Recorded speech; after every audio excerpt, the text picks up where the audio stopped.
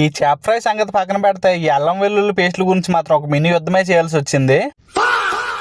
మొన్న సెలవుకు వెళ్ళినప్పుడు మా వాళ్ళు ఎవరు ఈ చేప ముక్కలు ఇచ్చారు. ఇవి మామూలు చేపలు కాదు, శాల్మన్ ఫిష్ అని చెప్పి కొంచెం ప్రీమియం గా ఉంటాయి. రేట్లు కూడా అలానే ప్రీమియం గా ఉంటాయి. ఎంత మందికి చెవులో పువ్వు పెడతావురా? ఇందులోకి వేయడానికి అల్లం వెల్లుల్లి పేస్ట్ కావాలని చెప్పి మా ఇంట్లో పనిచేసే కద్దామ అక్కన వెల్లుల్లి పేస్ట్ అడిగితే ఇంట్లో లేదని చెప్పేసింది. సరే అని ఇంట్లోంచి కొంచెం వెల్లుల్లి, మా ఇంటి దగ్గర పనిచేయడానికి వచ్చే బంగ్లాదేశ్ వాడి దగ్గర కొంచెం అల్లం తీసుకొని ఇవన్నీ పేస్ట్ ఆడుతున్నా. ఈ మిక్సీ కూడా దివానీలోంచి తీసుకున్నా. ఇది దివానీలో మా వాళ్ళు ఎవరికే చెప్పకుండా తీసుకున్నా. ఈ ఐడియా కూడా మా బంగ్లాదేశ్ వాడు ఇచ్చాడు. పేరుకి మంచి స్పీడ్ గా తిరుగుతుంది కానీ సరిగ్గా అల్లం కూడా నలగలేదు. అది గొప్పగా ఉంది ఈ మిక్సీ. మీ కష్టం పగవాడికి కూడా రాకూడదు గురుగారు. మరేరా ముందు చేప ముక్కలు తీసుకుని గడ్డ కట్టేసి ఉంటే వాటిని నీటిలో నానబెట్టి చేపను మ్యారినేట్ చేయడానికి మసాలాలన్నీ కలుపుతున్నాను. మా కద్దామ అక్కన మసాలాలు ఇవ్వక్క అంటే మా బాబా వాళ్ళు చూస్తారని చెప్పి చిన్న సిల్వర్ ఫాయిల్ లో చేతి దొరికిన పొడులన్నీ వేసుకుని తీసుకొచ్చేసింది. ఏదో పెద్ద పోటుగాడిలా వీడియో పెట్టేస్తున్నా కానీ ఇందులోకి ఏమేమి వేయాలో కూడా నాకు సరిగ్గా తెలియదు.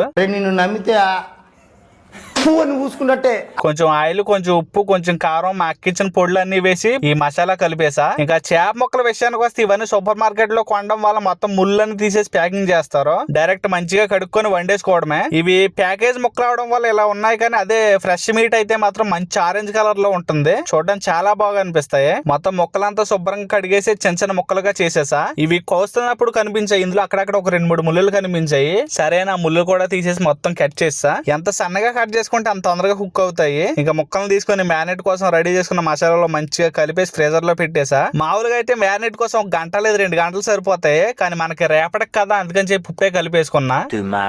ఇంకా ఉదయం మా ఇంటి దగ్గర ఫ్రై చేసుకోవడానికి అవ్వదని చెప్పి మా బంగ్లాదేశ్ వాడి దగ్గరికి నేను నా ఫ్రెండ్ ఇద్దరం కలిసి వెళ్తున్నాము. ఇలా పెనాలు ఇవన్నీ పట్టుకుని వెళ్తుంటే ఎవర్రా బాబు వెళ్ళని చెప్పేసి అందరూ మా మొహాలే చూస్తున్నారు. పొద్దున్నే బేవర్స్ గాళ్ళు ఎక్కువైపోయారు. ఇక్కడ మా బంగ్లాదేశ్ వాడి కిచెన్ సెటప్ చూడండి ఎలా ఉందో. నేను ఇదే మొదటిసారి వాడి దగ్గరికి వెళ్ళడం. ఇలా ఉంటుందని అయితే అస్సలు అనుకోలేదు. నేను చూసానన్నయ్య, నేను చూసేసాను. ఈ జన్మకి చాలు, నేను పోతానన్నయ్య, నేను పోతాను, నాకు ఇది వద్దు.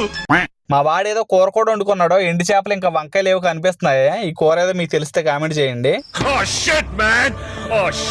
అవన్నీ మనకి ఎందుకులే అని చెప్పి మన చేప ముక్కలు ఫ్రై చేయడం మొదలు పెట్టేశాను. మన దగ్గర ఉన్న చేప ముక్కలు కొన్నే కాబట్టి ఒకటేసారి ఫ్రై చేయడానికి పెనమంతా సరిపోయింది. నాకు తెలిసి ఎలాంటి ఫ్రై అక్కడ చూసి ఉండరు కానీ ఏం చేస్తాం తప్పదు. కబైట్ లో ఉన్నప్పుడు ఎలాంటివి తప్పవు. మంచిగా ఉండే కిచెన్ దొరకాలంటే కష్టం.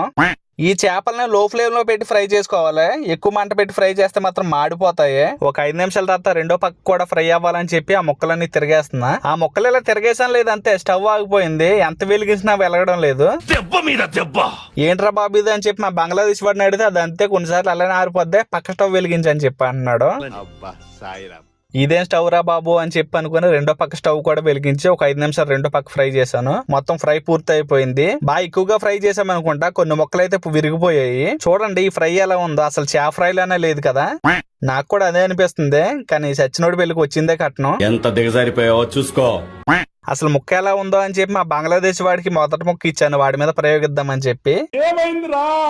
వాడి మొహం చూస్తేనే అర్థమైపోతుంది మరి అంత గొప్పగా ఏం లేదని చెప్పి. సరే నేను నా ఫ్రెండ్ కూడా తిన్నాం. మరి అంత దారుణంగా ఏం లేదు కానీ మసాలా ఫ్లేవర్ అయితే అంత అసలు తెలియడం లేదు. అసలు మసాలానే వేయలేదు, అది వేరే విషయం. సరేలే ఏదో ఒకటి అని చెప్పి మా బంగ్లాదేశ్ వాడి దగ్గర కుబూస్ ఉంటే ఆ కుబూసులోకి ఈ చేప ముక్కలు పెట్టుకొని తినేసాం. వంట చేయడం సింపుల్ గానే ఉంది కానీ ఈ అంట్లు కడగడం మాత్రం చాలా కష్టంగా ఉంది. ఈ పెనంతో పని లేదు కదా, తీసుకెళ్లి ఎక్కడైనా చెత్తబొట్టులో పడేద్దామా అని చెప్పి అనుకున్నా. కానీ మళ్ళీ ఏదో ఒక రోజు దీంతో అవసరం వస్తుందని చెప్పి కడిగేసి ఎవరిదారి 4 ఇంటికి వెళ్ళిపోయాము. మొత్తం మొదలు పెట్టిన దగ్గర నుంచి చివరి వరకు అన్ని నేనే చేస్తే కనీసం వండినవి కడిగేప్పుడు కూడా సాయం చేయలేదు వీడు.